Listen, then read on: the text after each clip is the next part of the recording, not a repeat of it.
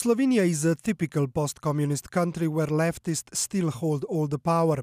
Via their proxies, they maintain a great number of NGOs. Most of them are paid to activate and demonstrate when a non-leftist takes control of the government. That is exactly what happened on Friday, the 28th of February. Protesters gathered before the parliament to show their disdain for the Prime Minister to be Janez Janša. They accused him of being a hateful, totalitarian and fascist politician. They dubbed their gathering Protest Against Hate, stating that they fight against hate and for the hateless society.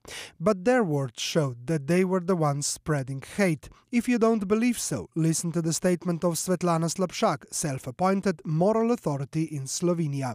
Janšo, njegove podpornike, opozicijske medije in tiste redke sredinske politike, ki še niso preveč prestrašeni, je pač treba uničiti na makiavelistični način.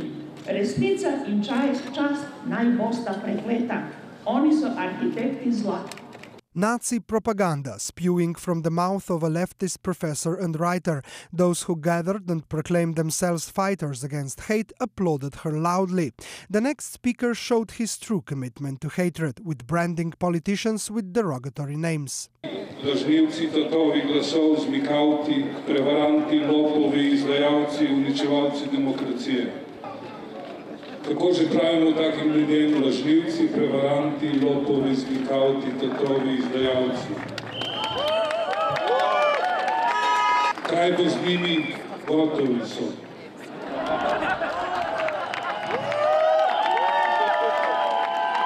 Those who supposedly fight against hatred then chanted watchwords that brimmed with hatred for the new government. They even shouted death to Janša.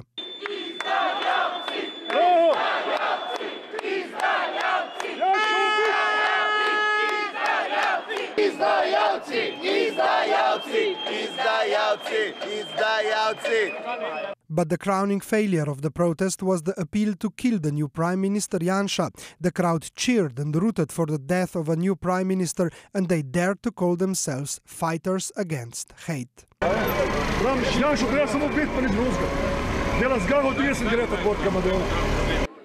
Fašista Janša ubit!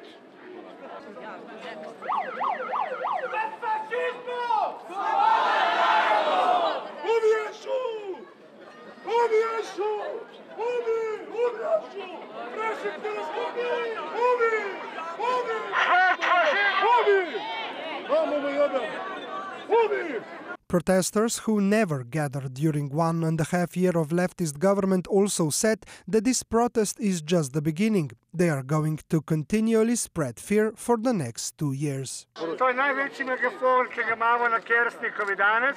Sorry, nismo se dobro organizirali, ampak nekaj mi govori, da imamo 2 leti časa za se naučiti dobro demonstrirati. They also sang songs of slaughter and spilling blood of their adversaries. Grad gori, grob beži, vino teče, najče teče kri. Hate, hate and more hate. That is all that protesters showed. No mercy for traitors, they shouted. Symbolism was also strong. Almost everyone wore red communist stars, some of them even shirts with pictures of mass murderer and dictator Josip Broz Tito. They wore banners saying death to Janšism, nation will judge the traitors and others. They even fashioned grotesque mannequins of the new coalition leaders, picturing them with horns and bat wings. Before we conclude, let's watch for the last time how those who supposedly fight against hatred laugh and cheer when Janez Janša is being threatened with death.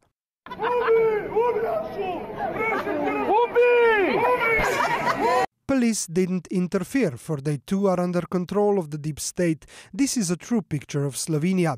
Anyone, be it Janša or his coalition partners, will be called names, even being called a fascist and threatened to be killed for the deep state to rule again.